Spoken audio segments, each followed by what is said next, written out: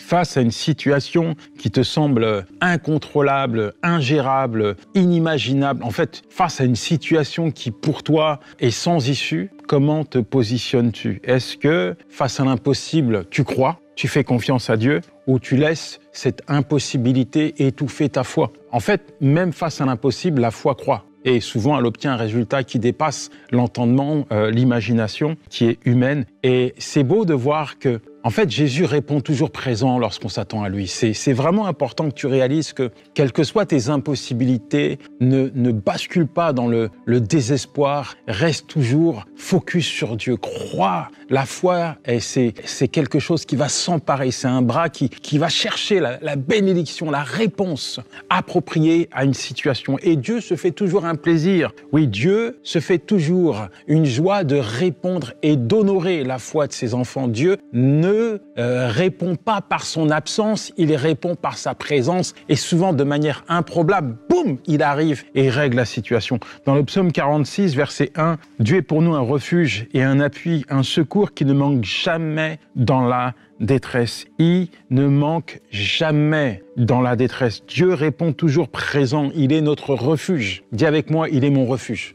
Dis avec moi encore, quelle que soit la situation que je traverse, il faut que je me réfugie dans la présence de mon divin berger. Il est ton refuge. Alors, quel que soit ce que tu vis, même face à l'impossible, réfugie-toi dans la présence de Dieu et tu peux être certain qu'il va répondre présent. Alors, quand tu te positionnes ainsi, tu peux t'attendre à lui. Forcément, tu as traversé des périodes sombres, des périodes difficiles où tu as peut-être vacillé, basculé dans le désespoir et tu as invoqué le Seigneur. Là, au plus bas, au creux de la vague, au creux de la vallée, tu as élevé ta voix vers Dieu et il a répondu présent. Faut pas l'oublier ça. Faut pas l'oublier parce que Dieu ne change pas. Il est le même hier, aujourd'hui, éternellement. Et ce que Dieu a fait hier, il veut le faire aujourd'hui dans ta vie. Donc, parfois, il faut juste remémorer, repasser encore et encore les victoires que Dieu t'a accordées hier, les miracles qu'il a accordés dans une situation particulière, les interventions qu'il a effectuées dans ta vie. Il faut pas les oublier. Il faut les repasser alors que tu affrontes d'autres difficultés, d'autres obstacles. Il faut impérativement que tu restes dans une attitude de foi. Il faut impérativement que tu ne bascules pas dans le désespoir, que tu restes stable dans la présence de Dieu, ton refuge, ton abri, ton appui. Et pour toi, ça sera l'assurance, la garantie de le voir intervenir dans ta vie. Quand il y a la foi, il n'y a pas de doute. Quand il y a la foi, il n'y a pas de désespoir. Quand tu te positionnes dans une attitude de foi, il n'y a pas de doute. Tu peux être certain que Dieu va répondre présent. La foi reste ta lumière. La foi reste ta lumière dans la vallée de l'épreuve, dans la vallée sombre du désespoir. La foi est l'étincelle qui te propulse vers Dieu et qui te permet d'expérimenter sa pleine puissance et sa fidélité. Alors, on va prier et je suis sûr que Dieu va disposer ton cœur afin que tu puisses expérimenter, pas demain, maintenant, quelque chose de particulier de sa part. Il y a forcément une attente, il y a forcément quelque chose qui est là. Il y a forcément une intervention dont tu as besoin de la part de Dieu. Quel que soit le domaine, tu peux t'attendre à lui. Et ça, c'est important. Avant même d'aller plus loin, je veux que tu puisses recevoir le message de la part de Dieu dans une attitude de foi, que rien ni personne, et encore moins le malin qui essaie de voler, d'absorber les vérités de la parole de Dieu qui pénètrent ton cœur par les soucis du présent, ne puisse avoir une œuvre et un impact dans ta vie. Seigneur, merci, parce que tu connais l'état de ton enfant, tu vois son cœur. Et je veux croire, Seigneur, que la parole que tu vas envoyer dans son cœur va tomber dans la bonne terre, une terre fertile. Je veux croire, Seigneur, que la parole que tu vas envoyer maintenant dans son cœur, Seigneur, va porter du fruit, va l'amener, Seigneur, à se positionner dans une attitude de foi, Seigneur. Et comme je l'ai dit, Seigneur, je crois que tu es le rémunérateur de ceux qui te cherchent. Seigneur, mon Dieu, merci, parce qu'au travers de cette émission, tu vas impacter, tu vas challenger, tu vas booster la foi de ton enfant et je suis certain qu'au travers de cette émission, tu vas accomplir quelque chose de particulier dans sa vie.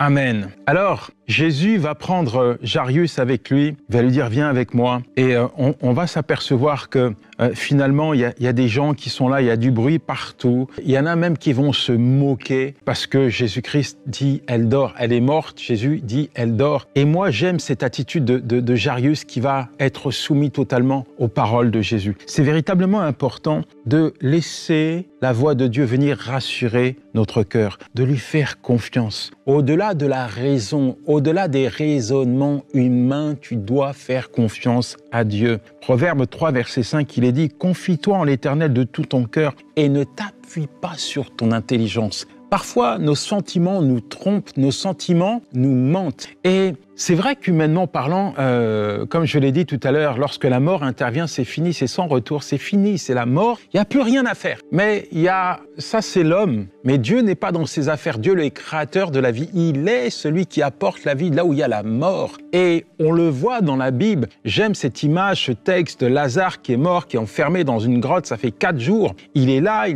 il n'y a plus rien à faire, les gens pleurent. Et Jésus va dire, ôtez la pierre. Et il dira à Marthe, si tu crois, tu verras la gloire de Dieu. Donc c'est véritablement important, même face à la pire des situations, de garder la foi, de ne pas désespérer. Tant que Dieu n'a pas dit stop, tant que Dieu n'a pas dit c'est fini, il y a encore des raisons d'espérer. Et c'est ce qui va se passer pour Lazare. Une seule parole du Seigneur Jésus-Christ va ramener cet homme à la vie. Mon ami, tu as peut-être essayé des solutions humaines pour résoudre tes problèmes, pour te sortir de cette situation qui est impossible, insurmontable à tes yeux. Tu t'es peut-être appuyé sur les hommes et tu es déçu parce que l'homme n'a rien pu faire pour toi. Le résultat, tu le connais, il est sous tes yeux. Tu es désespéré. Mais tu as encore une raison de croire. Tu as encore une raison d'espérer. C'est que l'Éternel n'a pas dit son dernier mot. J'aimerais te demander de te confier à Dieu. Te confier à Dieu, c'est te remettre à lui. Lui déposer ta situation, lui donner cette situation, lui donner ce que tu es en train d'expérimenter qui est douloureux. Lui donner tes peines, lui donner tes souffrances, lui exprimer un besoin qu'il connaît déjà. Mais parfois, Dieu veut nous voir nous approcher de lui. Tu sais que quand tu t'approches de Dieu, quand tu lui dis « Seigneur, j'ai besoin de toi, j'ai besoin d'un miracle dans ma vie », en fait, tu honores Dieu. Parce que les choses humaines terre à terre, c'est pour les hommes. Il y a des choses que l'homme peut faire dans ta vie, et puis il y a les choses que Dieu est capable d'accomplir. En fait, les choses ordinaires appartiennent aux hommes. Dieu se réserve les choses extraordinaires, celles qui dépassent l'entendement humain. Alors, il serait peut-être temps pour toi de te repositionner. Il serait peut-être temps pour toi de dire « Seigneur, j'ai besoin que tu accomplisses un miracle dans ma vie ». T'as essayé. C'est peut-être ton enfant, et je sens dans mon cœur que je parle à une mère qui a un enfant qui est parti. Là, ton enfant est parti, il n'est plus à la maison. T'as essayé d'aller le chercher, t'as envoyé des personnes pour lui parler. Il n'y a rien à faire, il ne veut rien entendre. Mais pourquoi tu ne le confies pas à Dieu? La main de Dieu est capable d'aller le chercher là où il est. La main de Dieu est capable de le réveiller. La main de Dieu est capable de l'arracher des ténèbres. Confie cette situation à Dieu. Il y a un cas qui est désespéré. Pourtant, Jairus fait confiance à Dieu. Sa fille est morte, il y a des pleurs, il y a des cris, il y a tout ce qui s'ensuit, mais lui, il obéit à Jésus. Il n'est pas désespéré face au désespoir parce qu'il a décidé d'obéir à Jésus. La foi, elle persiste, même quand il n'y a pas de réponse, même quand il n'y a pas une once de solution. La foi continue, elle persévère, elle croit. La foi va te pousser à chercher, à frapper, à demander encore et encore à Dieu d'intervenir. En réalité, tant que Dieu n'a pas agi, tant que Dieu n'a pas accompli un miracle pour toi, tu ne dois jamais cesser de l'invoquer. Dieu est le rémunérateur de ceux qui le cherchent.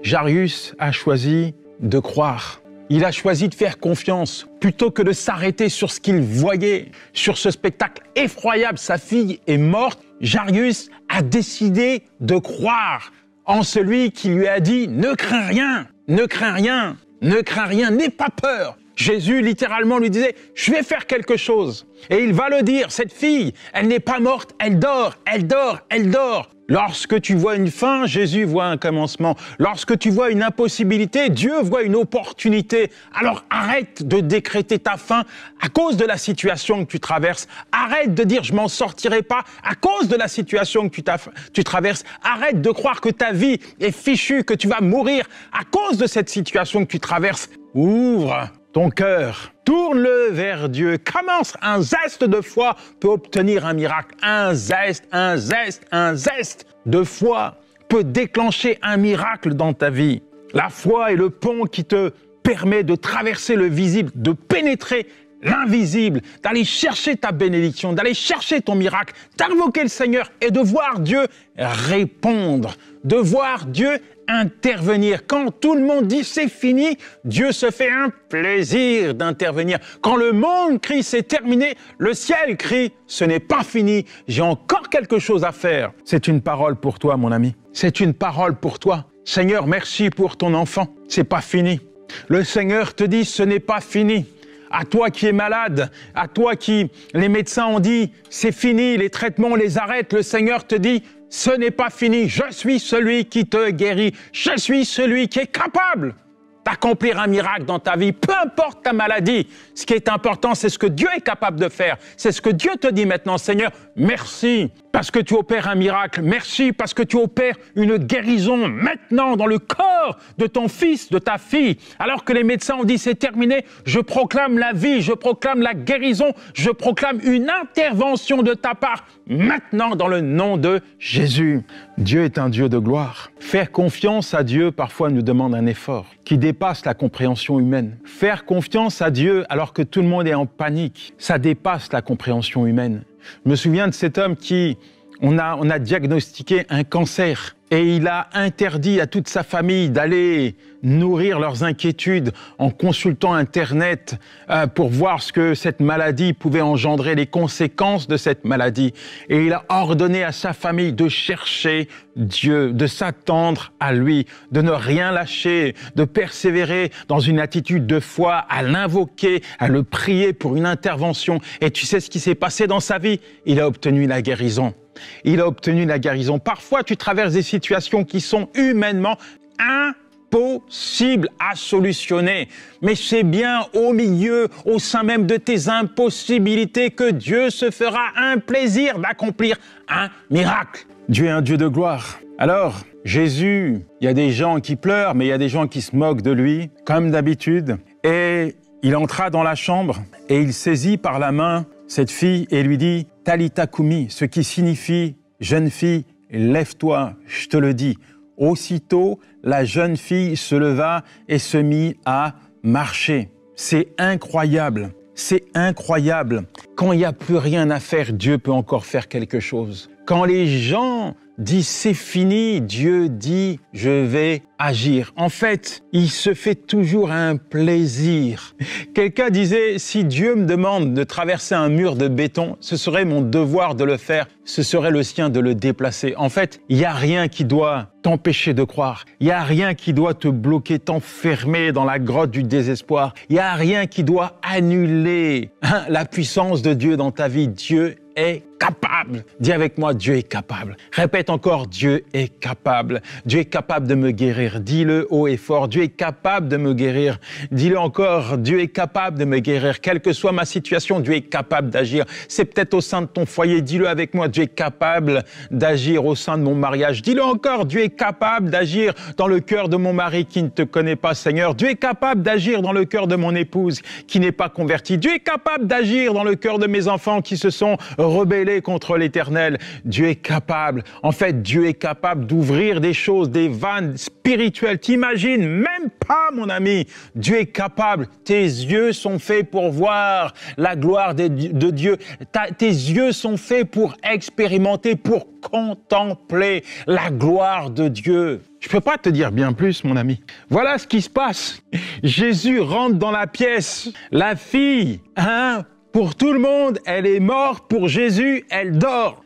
Deux visions complètement différentes. Deux attitudes complètement différentes. Les gens pensent qu'elle est morte, ils vont préparer son enterrement. Jésus dit elle dort et il prépare une résurrection. Il y a des gens qui, dans leur tête, ils sont pas morts, mais ils se sont déjà enterrés. Au lieu de remettre cette situation entre les mains de Jésus, et ils s'enterrent. Ils sont en train de se détruire à cause de ce qu'ils voient et pas de ce qu'ils croient. Parce que s'ils croient, ils savent qu'ils vont voir Dieu intervenir. Quand tu crois, tu sais que c'est pas la peine de préparer un enterrement parce que Jésus va intervenir, parce que quel que soit ton état, même si on a décrété ta mort, il est la résurrection et la vie. il faut peut-être ôter la pierre. Jésus a dit à Marthe, ôter la pierre. Peut-être ôter la pierre dans ton cœur. Pierre qui représente l'incrédulité, le doute. Il faut douter de tes doutes. Il faut être réellement acteur de ton miracle. Je vois, moi, des miracles partout. Quand je vais dans les églises, je vois des choses extraordinaires. Alors c'est vrai que quand on parle de miracle, on s'attend à un aveugle qui voit, à un muet qui parle,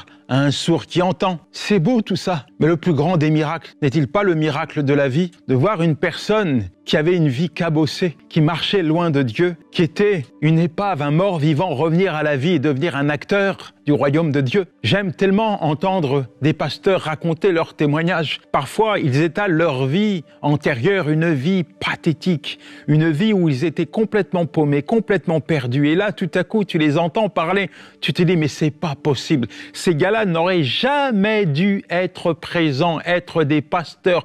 Mais pourtant, un jour, ils ont été percutés par la parole de Dieu. L'heure vient, et elle est déjà venue, où les morts entendront la voix du Fils de Dieu, et ceux qui l'entendront vivront.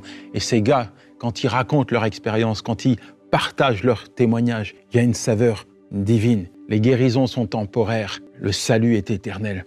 Je vois beaucoup de miraculés, je vois beaucoup de personnes qui ont vécu une véritable résurrection. Ils étaient morts et en confiant leur vie à Jésus-Christ, ils sont revenus à la vie. Là où s'arrête la capacité humaine, commence le miracle de Dieu. Là où s'arrête la capacité humaine, là où les gens disent « c'est bon, il n'y a plus rien à faire », c'est là que Dieu commence son travail. C'est là que Dieu trouve un terrain pour intervenir. C'est là que Dieu trouve une opportunité pour accomplir un miracle, afin que le monde puisse savoir, afin que le monde puisse voir, afin que le monde puisse entendre les merveilles de Dieu et puisse constater que l'Éternel, le Tout-Puissant, il est vivant.